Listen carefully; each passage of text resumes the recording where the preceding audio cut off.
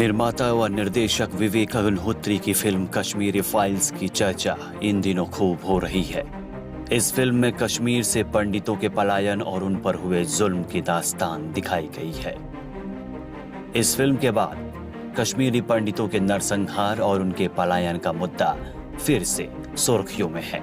दरअसल यह घटना 19 जनवरी 1990 की सर्द सुबह को कश्मीर की घाटी को लाल कर गई।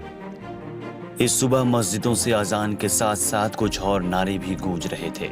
यहाँ क्या चलेगा, निजामे मुस्तफा, कश्मीर में अगर रहना है अल्लाह अकबर कहना है, और असी गची पाकिस्तान बटोरो वस्त वटने वसान, मतलब हमें पाकिस्तान चाहिए और हिंदू महिलाएं भी, लेकिन बिना मर्दों के। यह संदेश था कश्मीर में रहने वाले हिंदुओं के लिए। उन्हें धमकियां मिल रही थी कि वो घाटी छोड़ दे। इन धमकियों के बाद शुरू हुआ वह भयावह मंजर जिसे इतिहास में जगह ही नहीं मिली। सैकड़ों हिंदू अपने घरों से पलायन पर मजबूर हो गए। घाटी में सड़कों पर इस्लाम और पाकिस्तान की शान में तकरीरें हो रही थी। हिंदुओं के खिलाफ जहर घोला जा रहा था। आंकड़ों के मुताबिक लगभग 10 लाख कश्मीरी पंडित 20वीं शताब्दी में थे, लेकिन इनकी तादाद आज की तारीख में 9000 से भी कम है। 1941 में कश्मीरी हिंदुओं की आबादी पर गौर करें तो कश्मीर में इनका हिस्सा 15% था।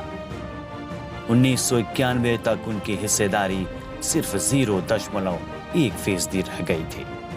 10 लाख से घटकर उनकी संख्या 10,000 से भी कम हो गई। ये नरसंहार नहीं तो क्या था, लेकिन इस नरसंहार को इतिहास के पन्नों में जगह नहीं मिल पाई।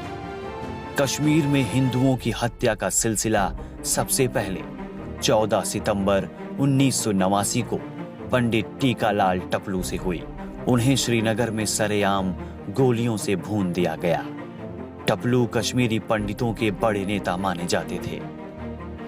इसका आरोप 1988 में कश्मीर को भारत से अलग करने के लिए बने जम्मू कश्मीर लिबरेशन फ्रंट के आतंकियों पर लगा, लेकिन राजनीति का चरित्र ऐसा कि इसमें किसी के खिलाफ मुकदमा नहीं हुआ।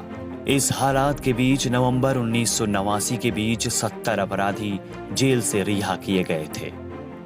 लेकिन ऐसा क्यों किया गया, इसका जवाब नेशनल कॉन्फ्रेंस की सरकार ने कभी नहीं दिया। 4 जनवरी 1990 एक उर्दू अखबार में हिजबुल मुजाहिदीन का एक बयान छापा गया, जिसमें हिंदुओं को घाटी छोड़ने के लिए फरमान जारी हुआ।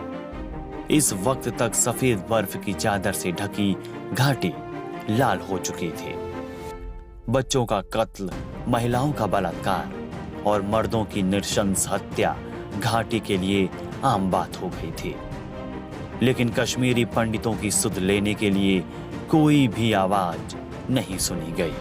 आलम यह था कि कश्मीर की घाटी में घड़ियों को पाकिस्तान स्टैंडर्ड टाइम के हिसाब से सेट करवा दिया गया।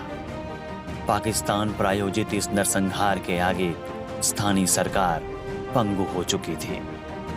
कश्मीरियों का कत्लेआम होता रहा और सरकार भाईचारे का राग अलापती रही। बड़ी तादाद में कश्मीरी पंडित कश्मीर से पलायन कर रिफ्यूजी कैंपों में रहने के लिए मजबूर हो गए। रिपोर्ट के मुताबिक लगभग 4 लाख लोग अपने घरों से विस्थापित हुए थे।